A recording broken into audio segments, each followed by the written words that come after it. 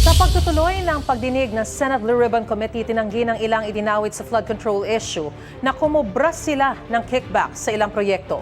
Pinuna naman ng mga senador si dating DPWH Secretary Manuel Bonoan kaugnay sa mali umanong coordinates ng ilang flood control projects. May unang balita si Joseph Morong.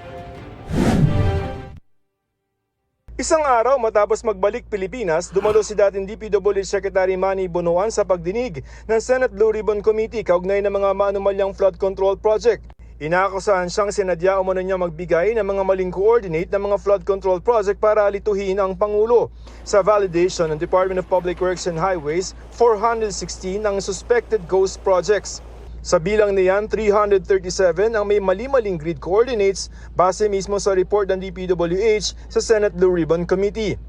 Ipinaliwanag ni Bonoan, umasa lamang siya sa datos galing sa opisina ni yumaong DPWH Undersecretary Catalina Cabral. Because of the time constraint that we have to submit, I instructed the late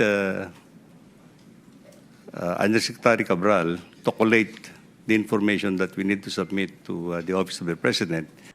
Ayon sa inisyal na pagsusuri ng DPWH nung kalihim pa si Bonoan, ang isinumite nilang datos para sa sumbong sa Pangulo website ay ang coordinates na isinusumite sa planning stage ng mga proyekto. Hindi pa ito ang aktual na coordinates o lokasyon kung saan mismo itinayo ang proyekto. At ang layo nung proposed at ang layo nung actual.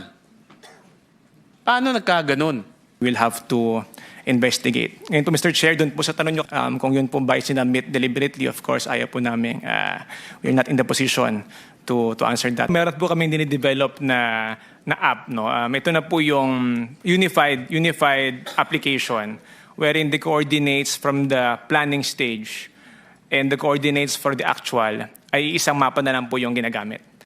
Pagpunto ni Lacson, kung mali-mali ang isinumiteng coordinates, posibleng lumobo ang bilang ng mga ghost projects kahit may mga nagawa naman talaga. Kasi pag pinuntahan yung grid coordinates na mali, wala makikitang project, ire-report na ghost. Dahil mali po yung coordinates, nireport po nila as non-existent. Meron pong mga lugar, medyo masukal na yan. And kung talagang mag-deviate ka lang by a few so many meters, hindi mo talaga po makikita.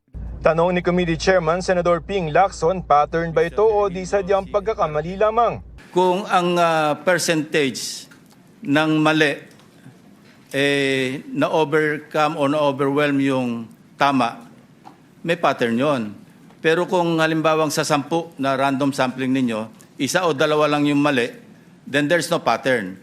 Maybe inadvertent yung omission. Out of 337, ang more than 50 meters away, 291 po.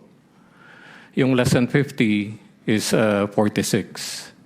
Dahil mali-mali ang unang coordinates na binigay ng DPWH, kailangan daw umulit ng kagawaran. Kung natapos na po natin yung one-third ng 30,000 flood control projects in the last 10 years, and then i-reassess naman po natin to.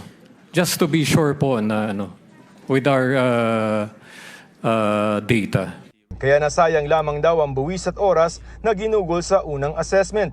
Bakit di yun yung ginamit ng department sa unang validation pa lang?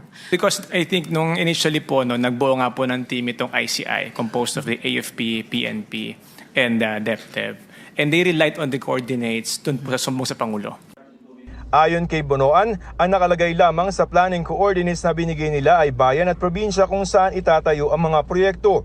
Marami naman daw silang ibinigay na pwedeng i-check ng field inspectors gaya ng pangalan ng proyekto, anong ahensya o district office na magpapatupad, kontraktor, petsang sinimulan at natapos, pati halaga ng kontrata. Noong panahong ding yon, Region 3 lamang aniya ang nag-report na posibleng may ghost project sa lugar nila. Personal daw vinalidate ni Bonoan ang report at doon nga nila nadiskubre ang mga anomalya sa Bulacan 1st District Engineering Office. Agad daw niya itong inireport sa Pangulo. My statement to the President is that I hope, Mr. President, that this is an isolated case because there has not been any other report that reached me. The President told me to start investigating the ghost projects. Immediately thereafter, Mr. Chair, I relieved all the personnel of Bulacan 1st Engineering District. Nakaharap din ni Bonoan sa pagdinig si dating DPWH Undersecretary Roberto Bernardo na nagsabing nagsimula ang sistema ng allocable projects noong taong 2022, panahon ni Bonoan bilang kalihim. Ang allocable projects ay halaga ng mga proyektong inilalaan ng DPWH sa budget nito sa National Expenditure Program. Ang komputasyon nito ginawa ni dating DPWH Undersecretary Cabral. Ayon kay Senator Sherwin Gatchalian, lampas 2 bilyong piso ang posibleng nakuhang kickback ni Bonoan. I don't have any allocable amount. Nakakuha kayo ng kickback. Wala po. And the fact is, nandito tayo ngayon dito sa hearing because for the last 4 years, pinabayaan yung nangyayari ito under your watch.